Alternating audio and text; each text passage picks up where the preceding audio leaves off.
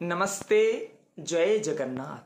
आज अमृतमय कहानी आपण मानकर जीवन धारा को जीवन रेखा को निश्चय बदले देव बोली मोर आशा विश्वास। जो माने जने सफल मनीष हवा को चाहते समाज रे जने बलिष्ठ मनीष हिसाब से जने उत्तम मनीष हिसाब से निज जीवन को गढ़ी तोड़ापा चाहते ये अमृतमय वीडियो को शेष पर्यंत देखापी विनम्रतार सहित निवेदन।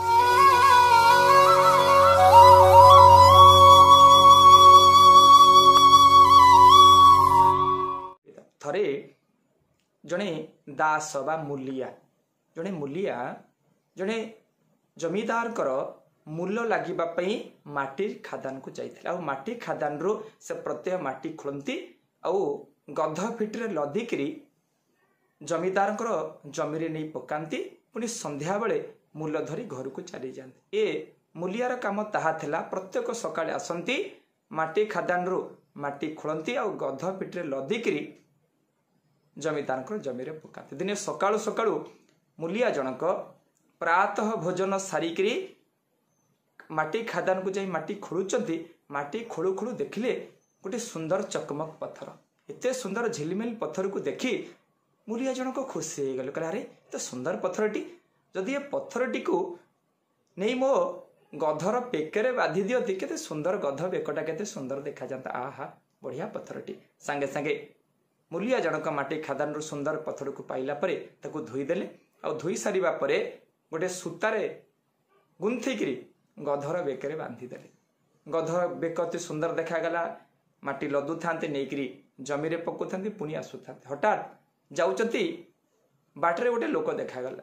कहलो मूलिया भाई गध पेखरे गोटे बढ़िया पत्थर झुलेइच आ ये पत्थरटा मते दउन केते टका नब कुह। मूलिया जन कहला मु पाइछि तुमको देबेनि, जदि तुम मते 50 टंका दब ताले 50 टंका देले मु ए पत्थर को तुमको दे देबी।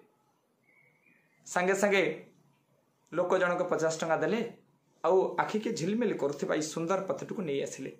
जो लोकटी नहीं कि आसिले तांकर जन गोटे तेजराती दुकान थिला।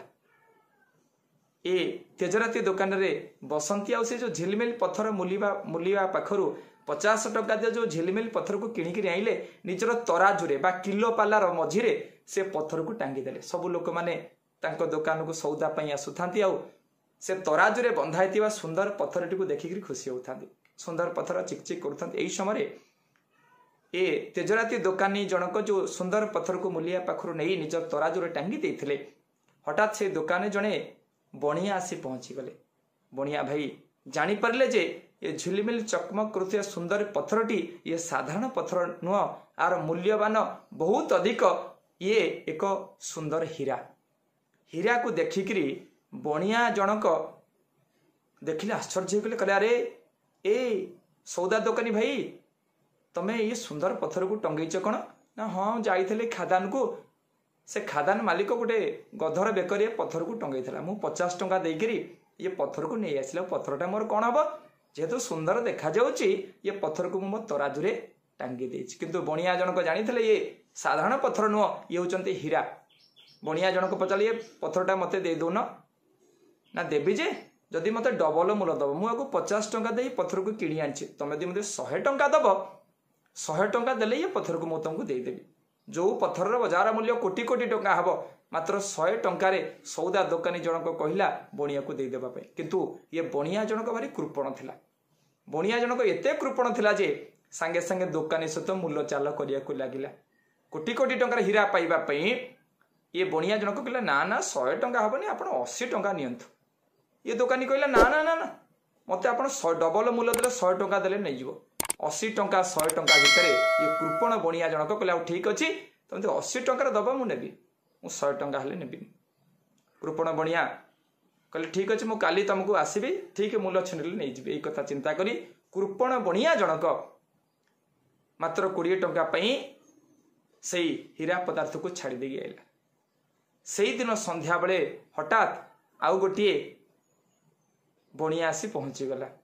बणिया देखिला सुंदर हीराटे, पचारा भाई ये पत्थर कहीं टांगीच ना? मते भल पत्थर लगला तो टंगीच ना, ये पत्थरटा मते दे दउन ना?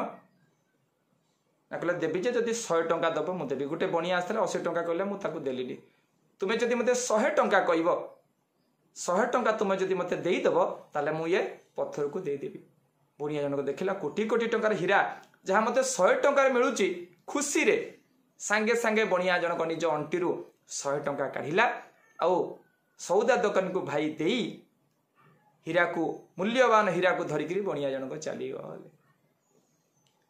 राति पाईगला जो बणिया जनक आसी 80 टंकार 100 टंका 80 टंका होकर मूल्य को छिंडू नुथे सकालू सकालू से बणिया जनक आसी पहुंची गले। कहले भाई तराजुरे जो काली जो हीराटा बांधी काली जो मूल्यवान पत्थरटी बांधी से पत्थरटा मत दियो।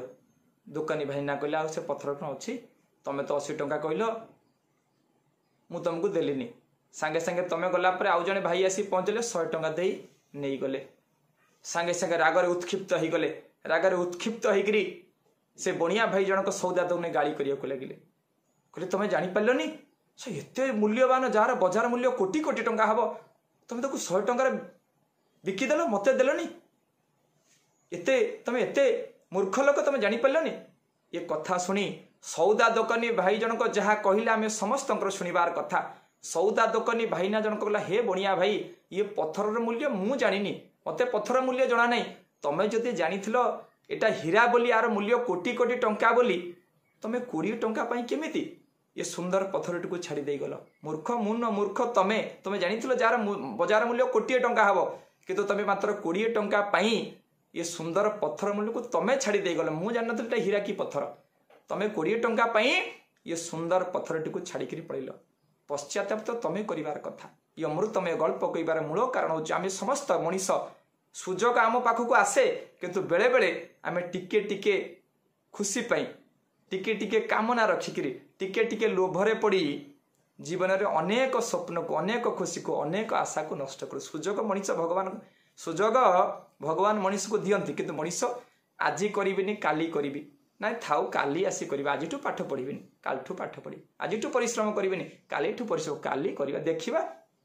तो यही जो शुभस्य शीघ्र गोटे सुंदर शब्द आपण मैंने मन रखु शुभस्य शीघ्र महत कार्य को सांगे सांगे तत्क्षणात वर्तमान ठारू करिवार कथा।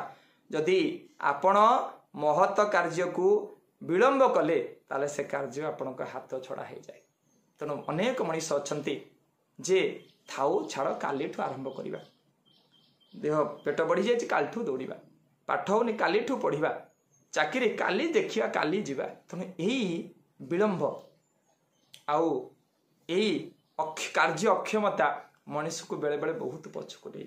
तेणु हे सज्जन सबले शुभस्य शीघ्र महत कार्य को सबले सांगे सांगे वर्तमान तत्क्षणात करवा कथा। जहाँ जीवन में भल मन कले जीवन जोटे जाने आज एटा करवा मो पई उपयुक्त एटा करवा मो पई भल तत्क्षणात वर्तमान ठारू एबे ठारू से अमृतमय शुभ कार्य को आरंभ करंतु देखिबे आपण जीवन निश्चय सुखमय समृद्धिमय आनंदमय हो। आपण मानकर मंगल कामना करी ये अमृतमय कहानी को विराम दबा पूर्व आपणकर गोटे छोट छोट शेयर ये वीडियो अनेक परिवार पहुँचब अनेक पिला मानकर आखि खोलीदेव अनेक पिला मानक भल बात देखब जो मैंने पछकू फेरी आसुचंती से निश्चय आगू जीवार सहायक हम।